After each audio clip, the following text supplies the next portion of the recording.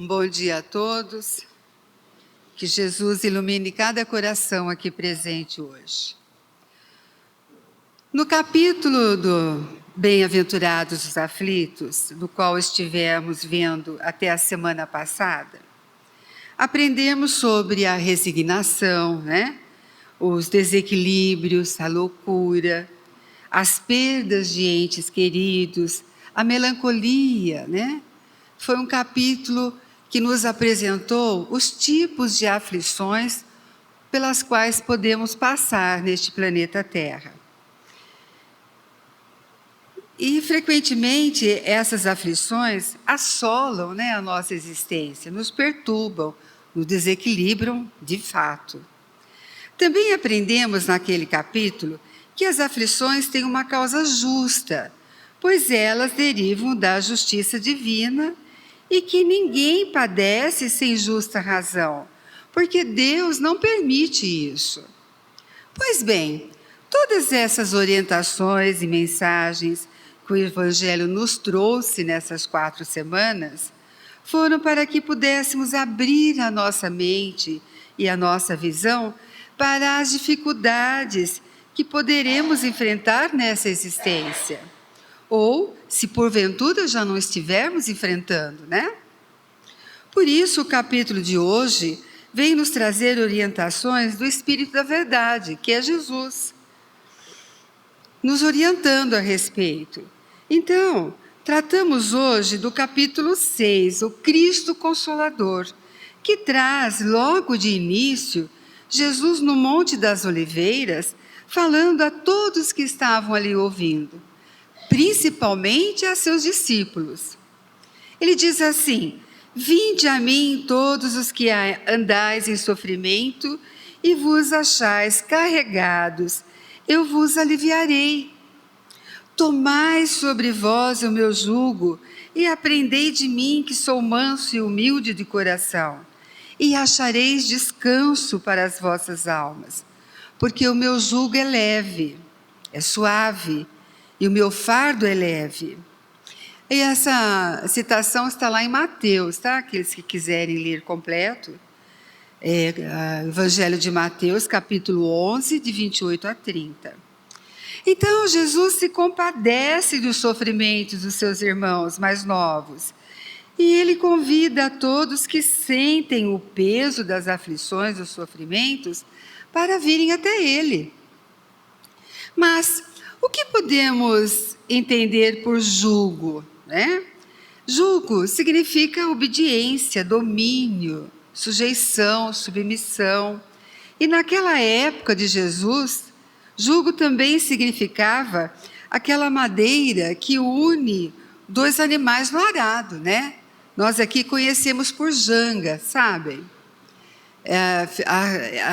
A madeira une a cabeça, dos 2 bois, para que eles não fiquem desalinhados ao andar. Mas, na Bíblia, o que significa tomar sobre nós o jugo de Cristo? Cumprir humildemente a vontade dele, de Deus e Jesus, e permitir que eles orientem e dirijam nossas vidas. Ora, então, Jesus chama a todos os sofredores, os aflitos, para que se juntem a ele, para que se unam a ele. Convida a todos para que se acheguem a ele, participem junto com ele. E Jesus faz esse convite não só a todos que estavam ali ouvindo, mas também para os seus discípulos, porque Jesus sabia dos acontecimentos que viriam a seguir.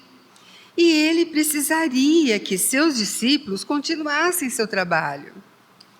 E esse mesmo convite Jesus nos faz hoje, para que continuemos o trabalho dele. Entretanto, Jesus não faz só um convite simples a nós. Com esse convite, ele nos faz juntar, se aliar. E junto com esse juntamento, essa união, Jesus faz uma promessa. Na condição de nos ensinar como aliviar nossas dores, na condição dessa assistência e desse alívio de nosso sofrimento, nós devemos observar suas leis. Devemos seguir suas leis. Esse é o tomai sobre vós o meu jugo, que Jesus quer dizer. Porém, gente, ele também deixa claro que essa lei ao qual devemos nos submeter é suave, é leve. E de que lei é essa que Jesus nos pede a todo momento e a toda oportunidade no Evangelho que estudamos? É a lei do dever do amor, é a lei do dever da caridade.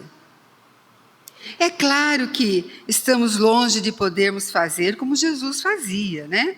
Mas podemos praticar, podemos treinar no nosso dia a dia com as mensagens que Jesus nos traz toda semana. Ora, vamos pensar um pouco. Se estou sendo aliviado em minhas dores, posso muito bem dar alívio a outros que também sentem dores. E muitas vezes até mais fortes que a nossa. Se estou sendo assistido em minhas aflições, eu posso dar assistência a alguém que sofre com alguma aflição também, né? Somos todos irmãos. Então temos que olhar para o nosso lado, à nossa frente, atrás de nós, quem nos cerca, quem está precisando. Precisamos ter esse olhar de compaixão. Não um olhar de crítica, né, de insegurança, de incerteza, não. De compaixão, de irmandade. E é exatamente disso que Jesus está nos dizendo nessas frases. Venha comigo, aprenda comigo, me ajude a espalhar esses conhecimentos que estou trazendo, que estou passando a vocês. E nessa condição eu vos aliviarei. Agora, Jesus não diz que vai, pegar todas as nossas aflições, as nossas dores e sumir com elas. Porque, como já sabemos, nossas aflições são consequências de alguns atos que não tivemos de boa atitude, né?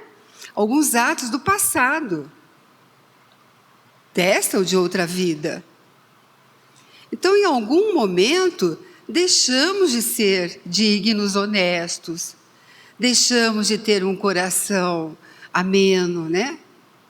Deixamos de sentir caridade, amor. São as nossas virtudes que viemos aqui ao planeta Terra para exercitar nossas virtudes e aprender outras que ainda não temos em nosso espírito. Essa é a nossa finalidade.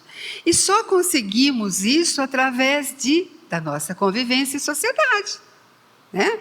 Tanto é assim que nascemos numa família. Logo de cara já tem um pai e uma mãe, como sociedade nossa. Então esse aprendizado, muitas vezes, a gente distorce, não olha, deixa para lá, né? Mas no nosso caminho de evolução espiritual, nós vamos ter que consertar isso uma hora. E é essa aflição de que Jesus nos fala. E não seria justo, então, cometermos falhas, enganos e passarmos para outro a responsabilidade de acertar essas falhas, esses enganos nossos, né?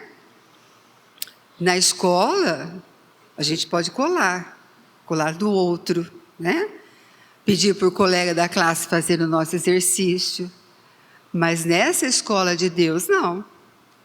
Porque se tudo que tivermos que fazer nós passarmos para outra pessoa, essa incumbência, quando é que nós vamos crescer como espíritos? Quando vamos evoluir e mudar de degrau na nossa evolução espiritual? As dores, as aflições, as dificuldades que são nossas, são só nossas e devemos enfrentá-las para crescermos e evoluirmos. Nosso Pai Celeste, ao nos dar a oportunidade da vida, nos dá também a oportunidade de crescer, evoluir na inteligência e no espírito. A cada dificuldade, nós exercitamos a nossa inteligência. Não ficamos alienados à dor. E com isso o espírito evolui. Para isso, para crescermos na inteligência e no espírito, nosso Pai Eterno dá para cada um de nós, seus filhos, a consciência, que nada mais é a presença divina em nós. Então, nós nascemos com essa presença de Deus em nós. E ela vai aumentando tanto à medida que vamos aprendendo, quanto à medida que vamos evoluindo. E só conseguimos isso através da nossa própria experiência de vida, através dos nossos próprios erros e acertos. Mas, como nosso Pai amoroso, que não desampara nenhum de seus filhos, Deus sabe que vamos ter dificuldades nessas experiências de vida, nesses aprendizados. É claro que vamos, né? A dor causa desespero. As aflições nos tiram fora do equilíbrio, da harmonia com o universo. Então, o que ele faz? Ele manda Jesus, nosso irmão mais velho, para nos ensinar o Evangelho, as suas leis. E é exatamente no Evangelho que vamos encontrar os meios necessários para superarmos todas essas dificuldades pelas quais passamos aqui no planeta Terra, a cada existência. Então, se confiarmos, se tivermos fé, se acreditarmos do fundo do nosso coração no Pai Celeste e em Jesus, seremos aliviados com certeza. As coisas não serão tão ruins, começaremos a perceber que a dor vai passar e as aflições também, porque a fé em Deus e nos ensinamentos de Cristo nos traz esse sentimento, essa esperança. A toda semana somos renovados por uma mensagem de Jesus. São 20 minutos que passamos aqui que nos alimentam a alma de esperança. E é justamente isso que Jesus vem mostrar nesse capítulo, como devemos proceder com as nossas dificuldades e oferecer a nós a eternidade para aprender. Então, quando Jesus fala que acharemos repouso para nossas almas, não significa que vamos deitar e dormir até o problema ser resolvido. Porque aí não cresceremos, né? Mas ao contrário, cada dificuldade atravessada, problema resolvido, nos sentiremos aliviados.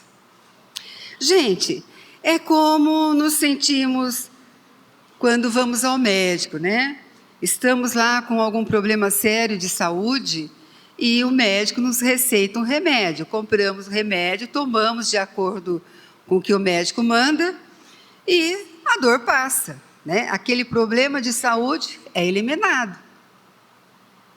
E como é que nos sentimos quando resolvemos esse problema? Aliviados, né? Então, moralmente é a mesma coisa.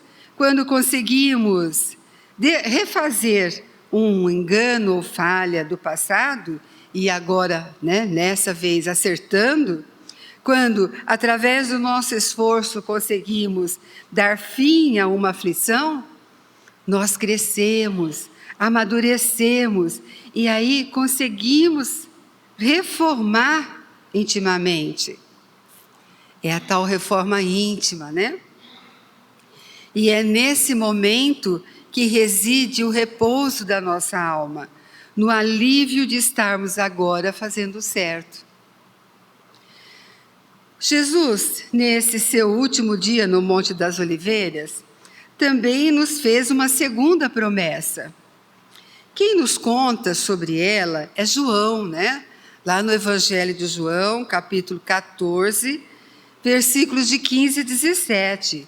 E ele diz assim: se me amais, ele diz, né, que Jesus disse: se me amais, guardai os meus mandamentos.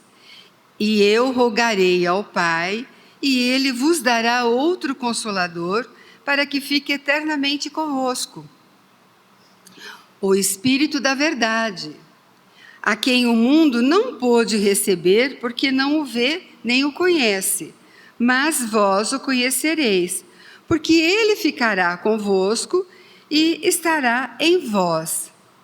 Mas o Consolador, que é o Espírito Santo, a quem o Pai enviará em meu nome, vos ensinará todas as coisas e vos fará lembrar de tudo que eu vos tenho dito. Essa promessa de Jesus, ele faz direcionada aos apóstolos, lá no Monte das Oliveiras, um pouco antes de ser preso e crucificado. Com essa promessa, Jesus informa que o Consolador prometido, ou Espírito de verdade, irá trazer no futuro a doutrina cristã. Ele fala que o Espírito de verdade, que será enviado pelo Pai, vai lembrar tudo o que ele falou e ensinou esse tempo que esteve conosco aqui na Terra. Agora, e por que Jesus fala em lembrar? Ora, se lembra uma coisa que se esquece, né? E é exatamente isso. O Espírito de verdade vem nos lembrar os ensinos e ditos de Jesus, porque seus ensinamentos seriam esquecidos, seriam distorcidos ou usados inadequadamente. E, de fato, isso aconteceu, né, na nossa história. Isso porque muitas das coisas não estávamos preparados ainda para ouvir e entender. Então, quando chegasse a hora, o Espírito de verdade, ou Consolador prometido, viria adotar as verdadeiras práticas cristãs e ficar eternamente conosco. Ora, se vai ficar eternamente conosco, não poderia ser um humano, né? Porque nós temos um prazo para ficarmos no planeta, numa existência. É como ter prazo de validade, né? Então, podemos ver que não seria uma pessoa, mas uma doutrina, porque somente fica para a eternidade uma ideia, um ensinamento. E tudo isso seria falado por uma falange de bons espíritos, simbolizada pelo Espírito Santo.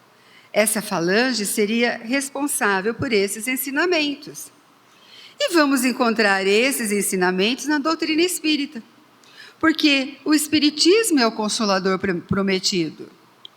A doutrina espírita consegue cumprir todos esses aspectos que Jesus disse do Consolador prometido. Ela tem como tarefa mais importante propagar os ensinos de Jesus de uma forma o mais simples possível, sem usar dogmas ou rituais, né? Dogmas, para quem não sabe, pode se referir a doutrinas filosóficas ou ideológicas que não admitem contestação, né? O Espiritismo lembra de todo o código de renovação moral que Jesus veio nos ensinar. E é o que estamos aprendendo aqui na casa. E esses códigos, essas leis devem fazer parte do nosso cotidiano, do nosso dia a dia. Jesus nos apresentou lá na época dele, e agora, através da doutrina espírita, o código moral que devemos seguir. O Espiritismo nos faz conhecedores das leis espirituais, que faz com que saibamos de onde viemos, para onde vamos, por que estamos aqui na Terra, qual é a nossa finalidade.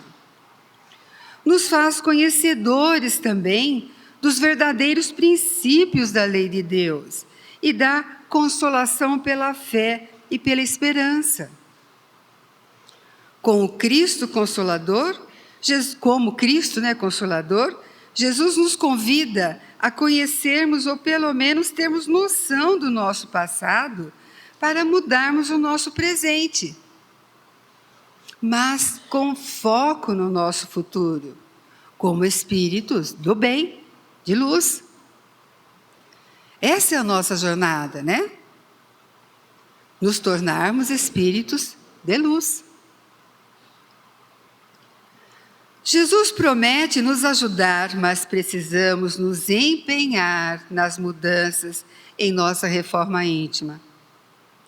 Precisamos nos melhorar nos sentimentos, nas atitudes, porque Jesus sempre estará presente em qualquer dificuldade que tivermos. Sempre. Sempre teremos muito amparo, desde que estejamos fazendo a coisa certa. E bastará para isso recorrermos a Ele. E para recorrermos a Ele, o único meio é através da prece, É aquele momento que a gente une o nosso coração ao pensamento e elevamos pedindo ajuda. Então, vamos buscar a prece e confiar. Vamos ter fé, acreditar do fundo do nosso coração no Pai Celeste e em Jesus.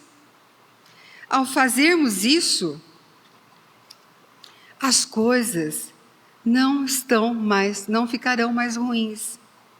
Notaremos que a dor começou a passar e as aflições também, porque a fé no futuro que Jesus nos mostra nos traz esse sentimento, essa esperança. E como Chico Xavier sempre dizia, tudo passa. Todos os momentos difíceis da nossa vida passam. Por quantos momentos difíceis passamos que hoje, se olharmos para trás, a gente nem sabe direito como saiu dele. Mas saímos, E saímos melhores. A nossa vida, gente, é como uma floresta.